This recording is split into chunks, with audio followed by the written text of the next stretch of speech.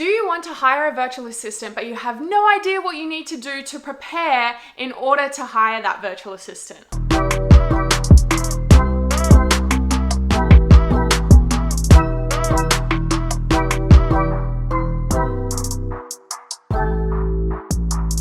In today's video, we're going to go through the top 5 things that you need to make sure that you do before you hire a virtual assistant.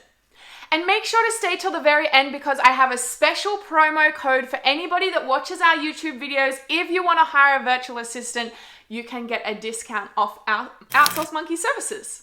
Which leads me to introducing myself. Hi, my name is Taylor. I am the co-founder of Outsource Monkey. We run a virtual assistant agency helping to pair Australian business owners with virtual assistants in the Philippines. This channel is going to be everything to do with virtual assistants, hiring, outsourcing, how to set up your business so that you can hire a virtual assistant, everything to do with virtual assistants. So make sure to hit that subscribe button and the bell if you would like weekly notifications as to when our new videos come out. Now, let's dive into the goodness. So the first thing that you need to make sure that you do before you hire a virtual assistant is to get really clear about their roles and their responsibilities. I want you to write a job description as if you were hiring an in-person team member.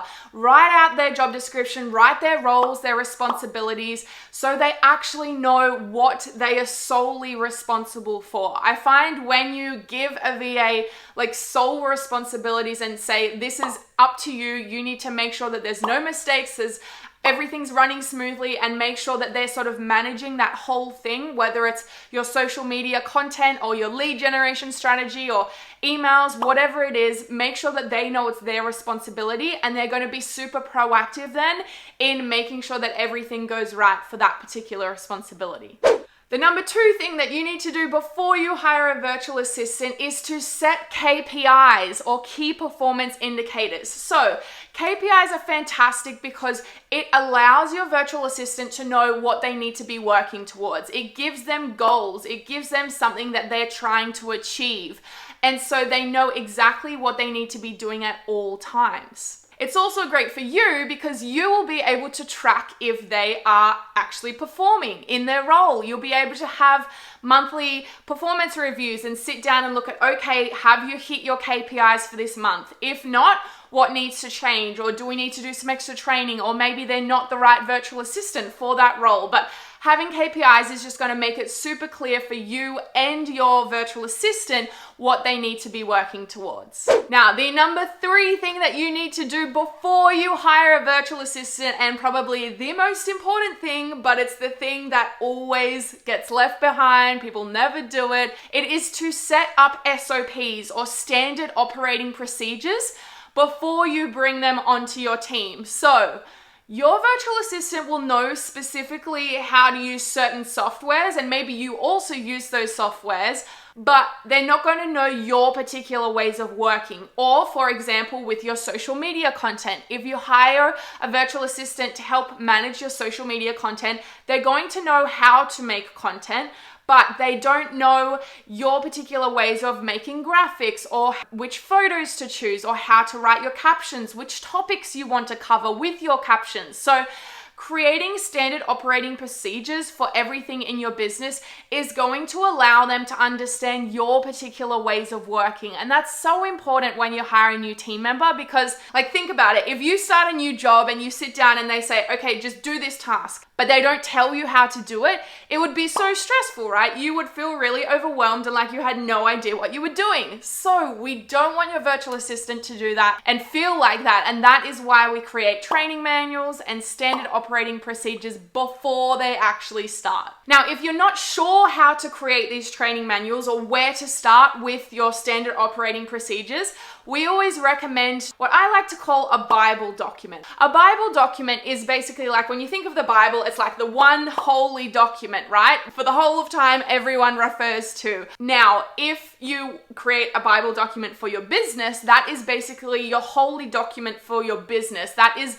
the document that every person is going to refer to when they come onto your team. So this is going to have things like passwords and login information for all of your softwares. And then it needs to be broken down by all of the different areas in your business. And you can just create training manuals by recording yourself while you work. So I would suggest setting up a Zoom session, just recording your screen as you're working, and you can actually talk your team members through your processes and your particular ways of working while you're actually doing it. You don't have to sit down and spend a whole day or a whole week creating all of these extra SOPs or training manuals. You can just record yourself as you work, and that means that you can just put that all into your Bible document, and it's going to be so much easier for you and for your team. Now, the fourth thing that you need to do before you hire a virtual assistant is to make sure that you have a project management system set up. So if you don't have a project management system set up, you can use Asana. I love to use Monday.com. Asana is a free one. Well, it has a paid version, but you can use it for free. Monday.com, you have to pay right from the start.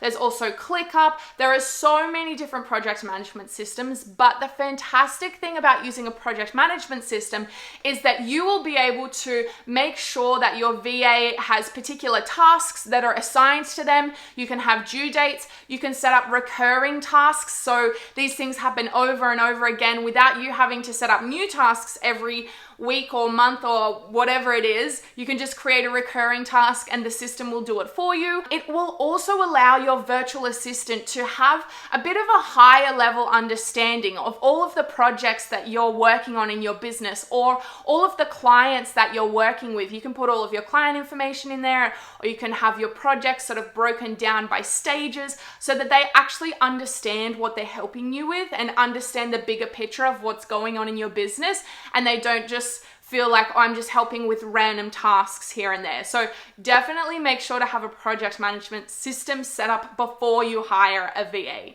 Before we get to the fifth thing, if you have any questions about setting up your project management system, or if you have any questions about creating SOPs or training manuals or anything we've spoken about in this video, please make sure to pop a comment below, put your question down there about anything to do with hiring virtual assistants, what you need to do before you hire a virtual assistant, and I will be more than happy to help you out. So please pop your comment below about anything to do with creating SOPs, training manuals, or project management systems.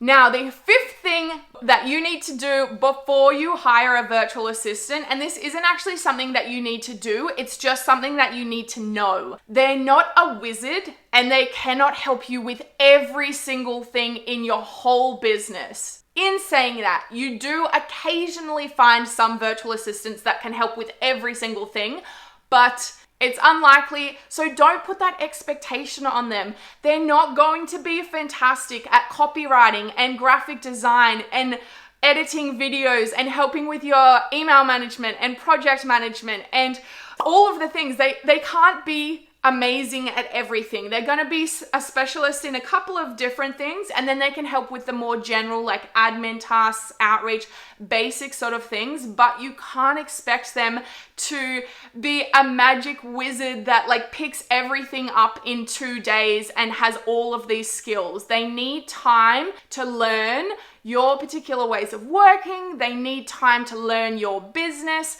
Don't expect them to know everything right from the start, and don't expect them to be good at every single thing. So that is just the last thing to keep in mind before you hire a virtual assistant. Now, if you do want to hire a VA and you think you might want to go through Outsource Monkey, which is our virtual assistant agency, I have a special discount code for people that come to us through YouTube. So if you want to inquire about our virtual assistant services and you want 10% off your VA for the lifetime of your virtual assistant, please email us hello@outsourcemonkey.com.au and make sure to reference that you saw our video on YouTube, and then you can get 10% off your virtual assistant.